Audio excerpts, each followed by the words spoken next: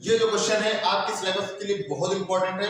अक्सर ये board exam में पेपर में पूछ जाता है, तो इसमें करना कुछ नहीं है। फिगर आपके सामने दिया गया है, लेकिन फिगर कैसे दिया गया ये भी हम समझा देते हैं। यहाँ पे क्वेश्चन कह रहा है कि एक पेड़ आंधी आने से टूट जाता है। अगर एक पेड़ आंधी आने से टूट जाएगा, मान लिया उस पेड़ की ऊंचाई इतनी है, ठीक है, मान लिया उस पेड़ की जो ऊंचाई है वो इतनी है, ठीक। अब पेड़ आधे से टूट जाता है, तो जितने से टूटेगा वो भाग क्या, वो भाग नीचे आ जाएगा। मान लिया ये हमारा ए हो गया और ये हमारा बी हो गया, ये ए हो गया, ये बी हो गया। तो जब ए वाला भाग टूटेगा, ऊपर वाला भाग टूटेगा, तो यहाँ पे जुड़ जाएगा। तो इस वाले की भी ऊंचाई क्या हो जाएगी, ए हो जाएगी। अब जितना भाग टूटता है वो जमीन पे छू जाता है, और जितना छू रहा है उतना जो कोण बन रहा है वो 30 डिग्री के बन रहा है। क्वेश्चन के अकॉर्डिंग 30 डिग्री कोण बन जाता है। पेड़ के पाल बिंदु से दूरी, अब पेड़ के पाल बिंदु से दूरी जमीन के शिखर की जो दूरी है वो 8 है, 8। पेड़ की ऊंचाई को h ज्ञात करनी है। टोटल h हो गई, h दो भाग में है, एक भाग a है, एक भाग b है।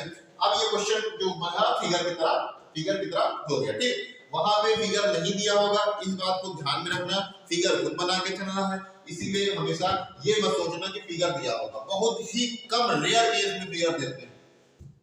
अब कैसे करना है, यहाँ पे हमको ऊंचाई ज्ञात करनी। ऊंचाई का मतलब ये ज्ञात करना है h। h क्या है, दो भागों में, एक भाग को हमने मान लिया है a, एक भाग को हमने मान लिया है b। ये जो भाग टूटेगा वही भाग ये हो जाएगा, ये हमने a माना है तो ये b हो जाएगा। अब हमको ऊंचाई ज्ञात करनी है। ऊंचाई ज्ञात करने के लिए हमको h ज्ञात करना है, h ज्ञात करने के लिए हमको b ज्ञात करना पड़ेगा, b ज्ञात करने के लिए हमको लंब कर्ण आधार। दो चीजें हमने कहा था, तीन चीजें पता होंगी उसमें दो वैल्यू पता हो, तीन चीजें दी होगी उसमें दो वैल्यू पता हो। अब देखिए यहाँ पे तीन चीजें कौन कौन सी हो जाएगी।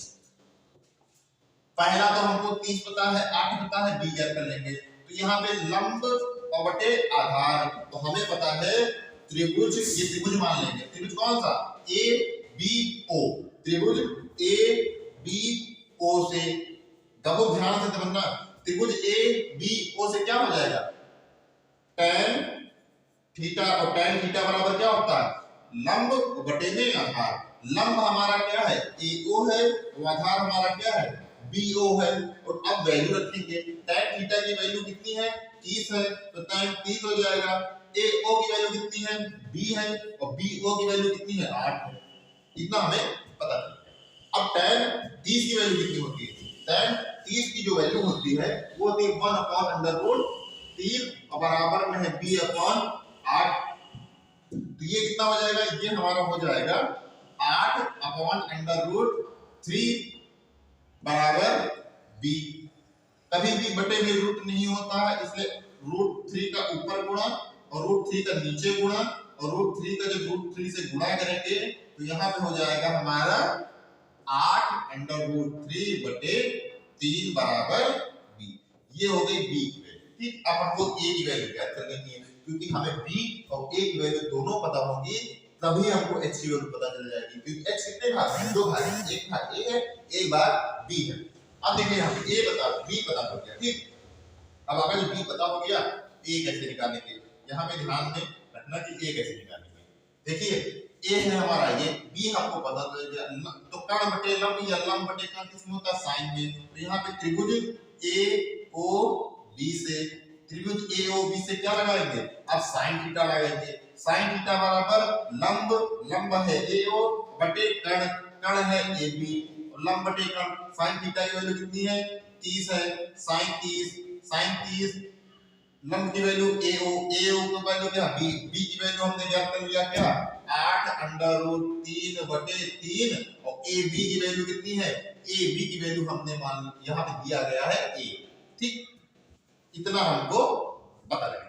अब sin 30 की वैल्यू होती है 1/2 बराबर में 8/√3, और यहाँ हो जाएगा 3a, ये चला जाएगा ऊपर, जो हो जाएगा 3a, ये इससे गुणा हो जाएगा, 8 दूनी 16 हो जाएगा, 16/√3। तो यहाँ पे a बराबर हो जाएगा 16/√3 बटे 3। ये ही हमारा क्या हो गया, a की वैल्यू हो गया। अब हमको पता चल गया b की वैल्यू, a की वैल्यू, h की वैल्यू ज्ञात करनी थी। h बराबर हमको दिया गया है, h बराबर दिया गया है, h बराबर दिया गया है a प्लस b।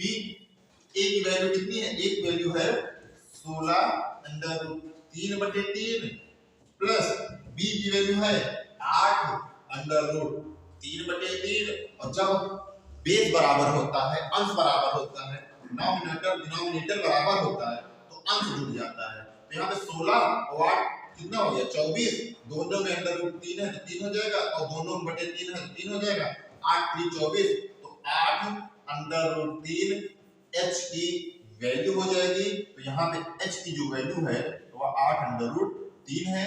यह क्वेश्चन बोर्ड के लिए बहुत इंपॉर्टेंट है, इस क्वेश्चन को बहुत ही ध्यान से समझ के करना। यही क्वेश्चन आने वाला है और यही क्वेश्चन धमाल दिखाने वाले हैं। ऐसे ही क्वेश्चन आएंगे, 6 के 6 नंबर पाएंगे, तो इन क्वेश्चनों को जरूर कीजिए। 6 नंबर कहीं नहीं गए। अब इस क्वेश्चन की वजह से अगर आप 6 नंबर पार नहीं है तो इसी क्वेश्चन को तैयार कीजिए, इसी क्वेश्चन को पढ़ के आराम से क्वेश्चन को किया जा सकता है, आराम से नंबर पाए जा सकते हैं। ठीक है।